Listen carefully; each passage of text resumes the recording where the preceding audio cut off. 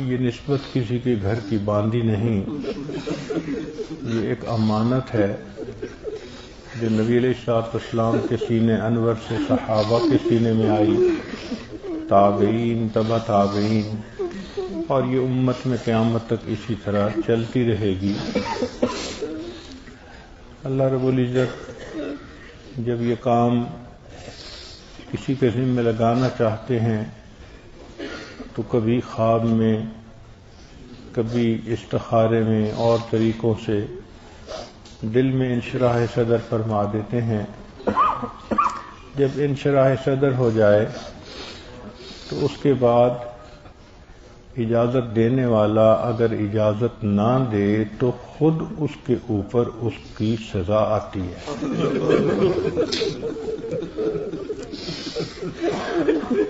چنانچہ پاکستان میں ایک شیخ الحدیث تھے، بخاری شریف پڑھاتے تھے۔ ایک مرتبہ وہ اس عاجز سے جب بیعت ہوئے تو تقریباً 1 سال ان کو گزرا، اسباق بھی بہت اچھے کیے، علم حدیث کی وجہ سے دل تو پہلے ہی منور تھا، مگر اسباق ان کے آگے چل رہے تھے۔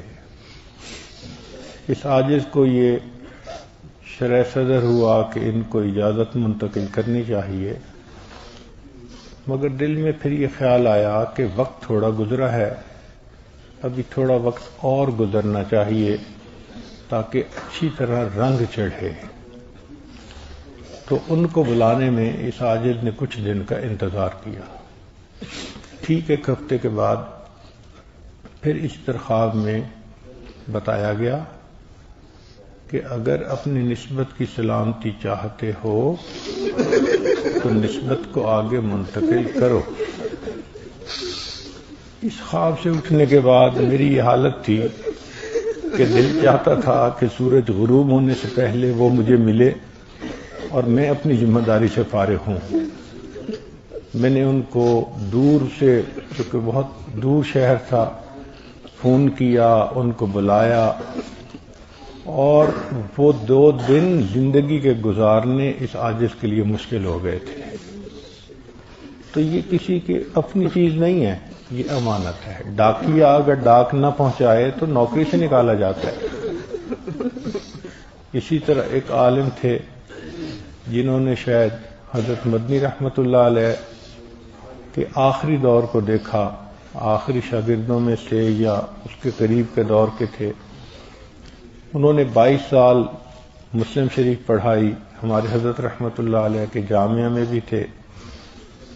حضرت سے بہت محبت تھی، مگر اللہ کی شان کے حضرت سے انہوں نے بیعت نہ کی۔ جب حضرت کی وفات ہوئی تو اس وقت پھر ان کے دل پر چوٹ لگی، بہت وہ روتے تھے۔ پھر حضرت کے جتنے متعلقین تھے ان میں سے وہ اس عاجز کی طرف آئے۔ جب پہلی مرتبہ انہوں نے کہا کہ میں بیعت ہونے آیا ہوں تو میں نے باقاعدہ ان کے سامنے ہاتھ جوڑے۔ میں نے کہا حضرت بڑوں کے شاگرد ہیں اور مسلم شریف، بخاری شریف اتنے سالوں سے پڑھا رہے ہیں، میں اس قابل نہیں کہ میں یہ ذمہ داری اپنے سر پہ اٹھاؤں۔ میں نے ان کو واپس بھیج دیا۔ پھر انہوں نے استخارہ کیا، پھر استخارہ کر کے واپس آئے، کہنے لگے کہ میری اور کہیں طبیعت جم ہی نہیں رہی۔ اللہ اکبر کبیرہ۔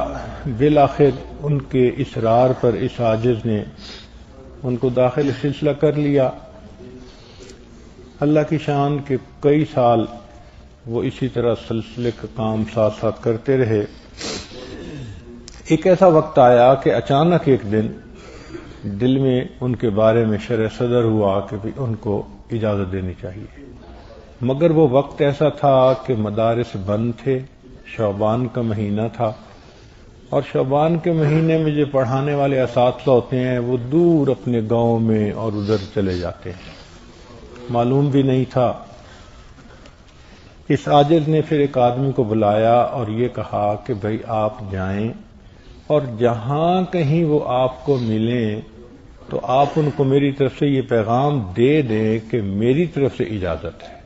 پھر جب ملاقات ہوگی تو ضابطے کی کارروائی اس وقت ہوتی رہے گی۔ اللہ کی شان دیکھیں، کہ وہ جو نمائندہ بھیجا تھا وہ یہاں سے گیا اور دور ان کا ایڈریس بھی صحیح معلوم نہیں تھا، کسی گاؤں میں تھے۔ اللہ اکبر کبیرہ، جب نمائندے نے جا کر ان کو یہ بات بتائی تو اس کے 6 گھنٹے کے بعد ان کی وفات ہو گئی۔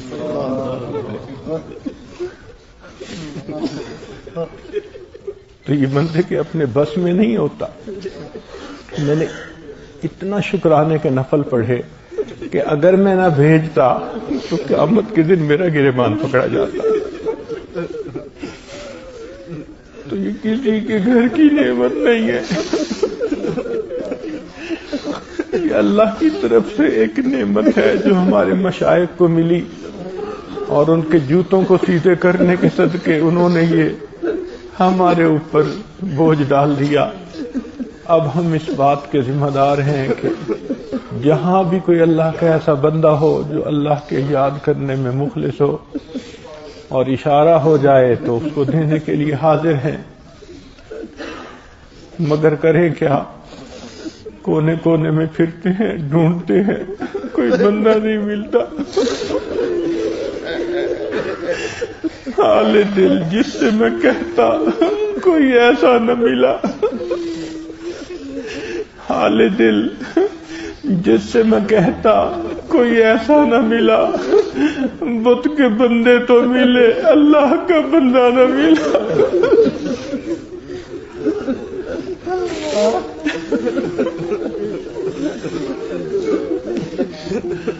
اللہ ہم سب پہ رحم فرمائے، ہم سب ناقص ہیں، ہم سب کے سب ناقص ہیں۔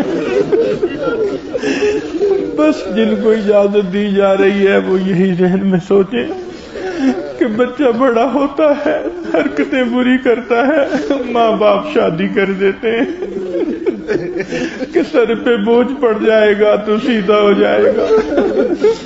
اسی طرح ہماری بھی یہی حالت ہے، بگڑے ہوئے ہیں۔ ہمارے بڑوں نے سر پہ بوجھ ڈال دیا، شاید سیدھے ہو جائے۔ اللہ تعالیٰ فضل فرمائے اور ہمارے لیے اس بوجھ کو اٹھانا آسان فرمائے۔ ہمارے حضرت مرشد عالم رحمت اللہ علیہ فرماتے تھے جو بوجھ اللہ اٹھواتا ہے پھر اٹھانے کی توفیق بھی دے دیا کرتا ہے۔